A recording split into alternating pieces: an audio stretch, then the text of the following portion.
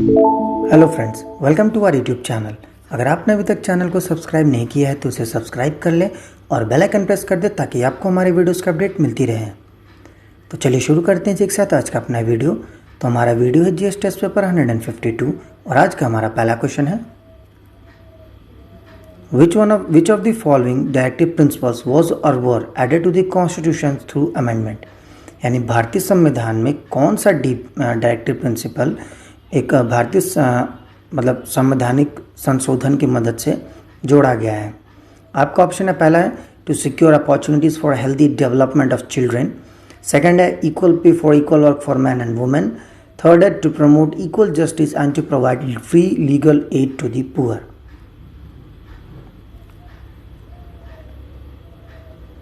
तो इसका सही आंसर है बी, 1 and 3 ओनली। सेकंड वाला ऑलरेडी था, बट ये दोनों संवैधानिक संशोधन करके लाया गया है। ये जो फ्री लीगल एड है ये 42nd अमेंडमेंट में लाया गया था। तो चलिए बढ़ते हैं एक साथ अपने अगले क्वेश्चन की तरफ। क्वेश्चन नंबर 2,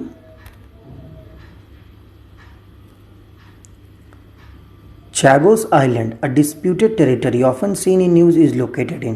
काफ़ी आप लोगों ने एक आइलैंड के बारे में सुना होगा, एक द्वीप के बारे में, चागोस आइलैंड करके है। तो ये कहाँ है आपको बताना है।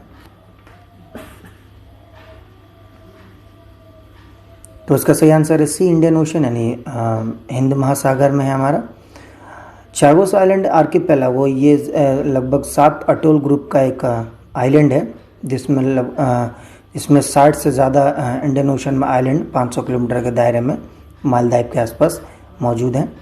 उनमें से एक ये भी है। It had been a part of a Mauritius independent. ये पहले जो मॉरिशस कंट्री है उसका हिस्सा होता था, लेकिन उस पर ब्रिटेन ने इंडियन ओशन टेरिटरी में जब उसने इंडिया पर हुकूमत किया तो उस समय उसने उस पर कब्जा किया, लगभग 1905 या 6 के आसपास। लेकिन 1965 में UK split the archipelago from the territory of Mauritius.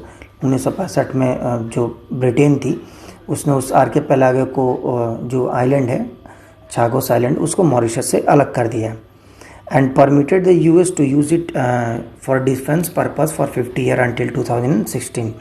और यूएस को हाथ में दे दिया ताकि वो 2016 तक लगभग 50 साल तक उसको डिफेंस पर्पस के लिए इस्तेमाल कर सके। तो चलिए बढ़ते हैं एक साथ अपने अगले क्वेश्चन की तरफ। Question number 3, This fort is located near Udaipur in the Mewar region. It is the birthplace of the legendary King Maharana Pratap. With a wall of over 36 km long, the fort has the second largest wall in the world after the Great Wall of China.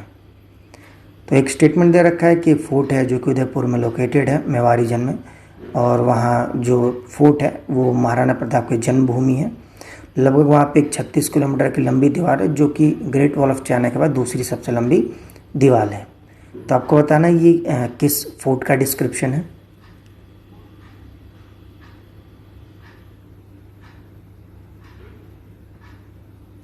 तो इसका सही answer है भी Kumbhalgarh fort. तो चलिए बढ़ते हैं एक साथ अपने अगले क्वेश्चन की तरफ। Question number 4, arrange the following electromagnetic radiation in decreasing order of energy. पहला है गामा रेज, सेकंड है अल्ट्रावायलेट रेज और तीसरा है एक्स रेज। आपको इन्हें डिक्रीजिंग ऑर्डर में यानी बड़े से छोटे क्रम में आपको अरेंज करना है। कौन बड़ा है फिर छोटा फिर ऐसा करके। तो इसका सही आंसर है ए, 1, 3 and 2 ओनली, यानी कि पहले गामा रेज फिर एक्स रेज और तब अल्ट्रावायलेट रेज। तो चलिए बढ़ते हैं एक साथ अपने अगले क्वेश्चन की तरफ। Question number 5, Which among the following is the largest producer of uranium in the world? इनमें से कौन सा विश्व में सबसे ज़्यादा यूरेनियम का उत्पादन करता है, आपको बताना है।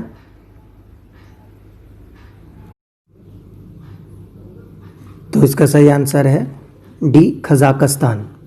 जो वहाँ का चू सरयू बेसिन है जो कि सेंट्रल कजाकिस्तान, मध्य जो कजाकिस्तान का एरिया है, वहाँ पर लगभग विश्व का आधा यूरेनियम रिसोर्स मौजूद है। तो चलिए बढ़ते हैं एक साथ अपने अगले क्वेश्चन की तरफ। Question number 6, Cartosat series of the satellite can be used for which of the following purpose? जो कार्टोसैट सैटेलाइट है इंडिया की, तो किस चीज़ के लिए, किस पर्पज़ के लिए इस्तेमाल होता है आपको बताना है।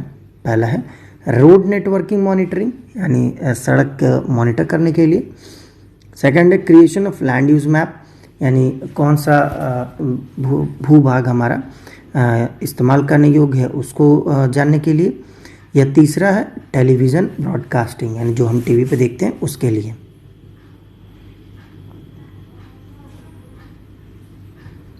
तो इसका सही आंसर है ए 1 and 2 ओनली। सिर्फ पहला दूसरा सही है, तीसरा वाला गलत है।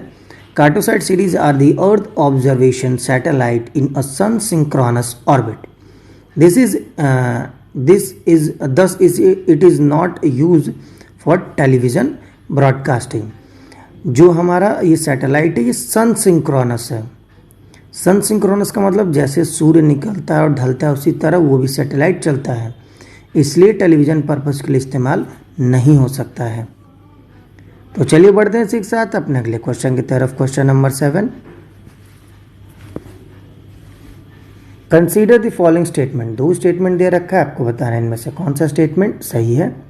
पहला है unlike the Gandhara school of art, Mathura school is largely influenced by Greco Roman feature. तो जैसा कि गंधारा स्कूल ऑफ आर्ट है, तो अगर हम मथुरा की बात करें उसके कंपैरिजन में, तो Mathura school of art Greco Roman, जो ग्रीस और रोमन का एक मिक्सचर है, उससे इंस्पायर है। सेकंड है unlike the Mathura school of art, Gandhara school mainly depicted Buddhist, Brahmanical and secular theme.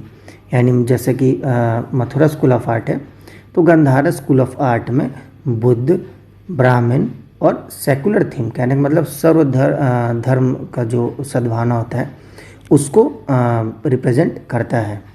तो आपको बताना इनमें से कौन सा स्टेटमेंट सही है।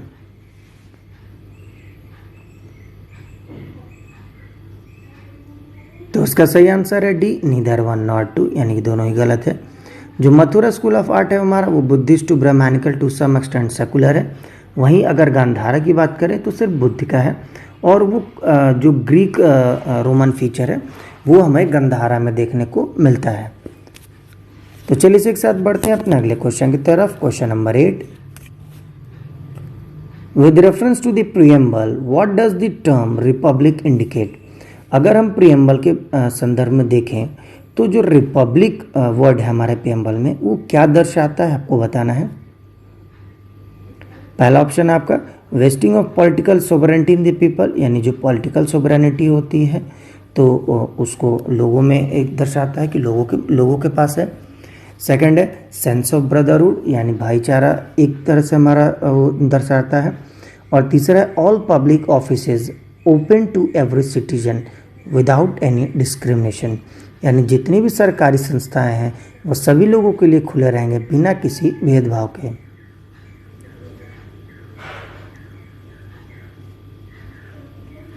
तो इसका सही आंसर है सी 1 and 3 ओनली। सेकंड वाला गलत है। सेंस ऑफ ब्रदरहुड ये हमारा जो रिपब्लिक वर्ड है प्रीएम्बल में ये नहीं दर्शाता है।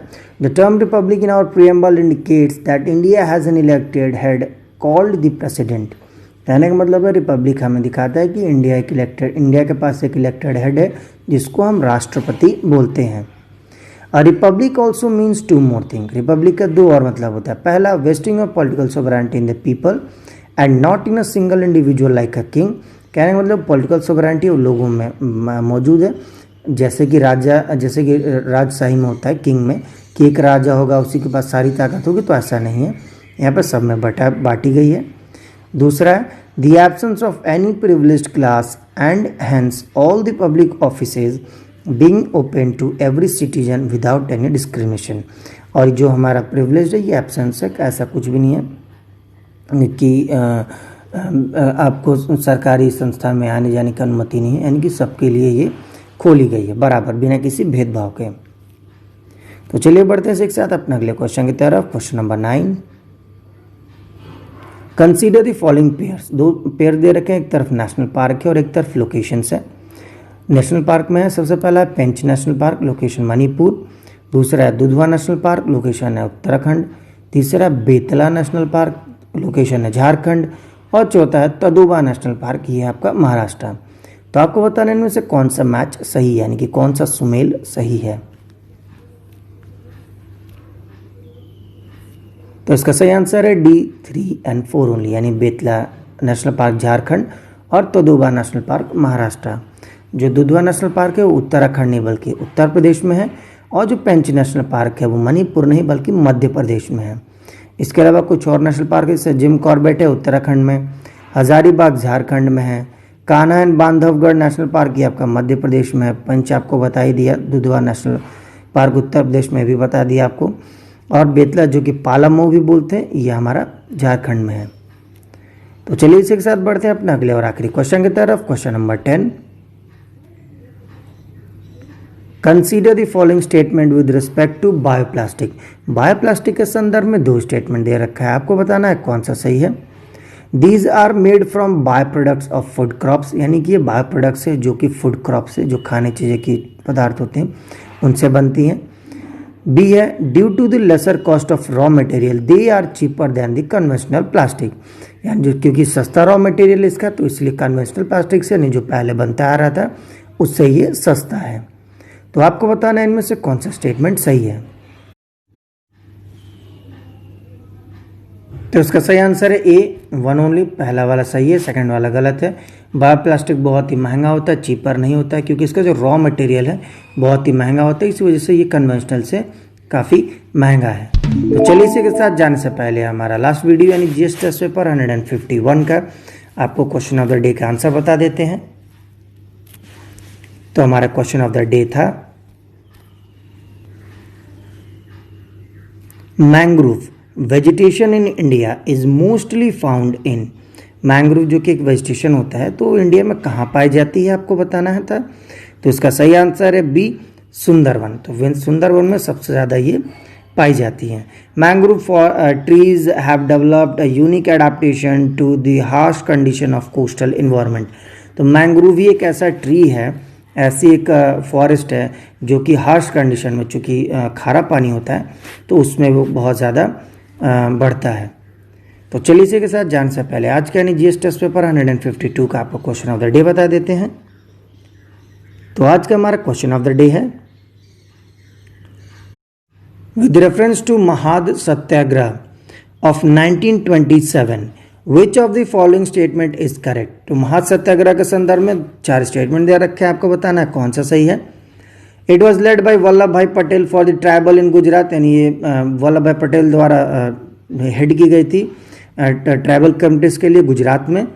बी है it was led by Lala Lajpat Rai present movement in Punjab, यानी कि लाला लाजपत राय द्वारा प्रेजेंट किया गया था पंजाब में मूवमेंट को लेके।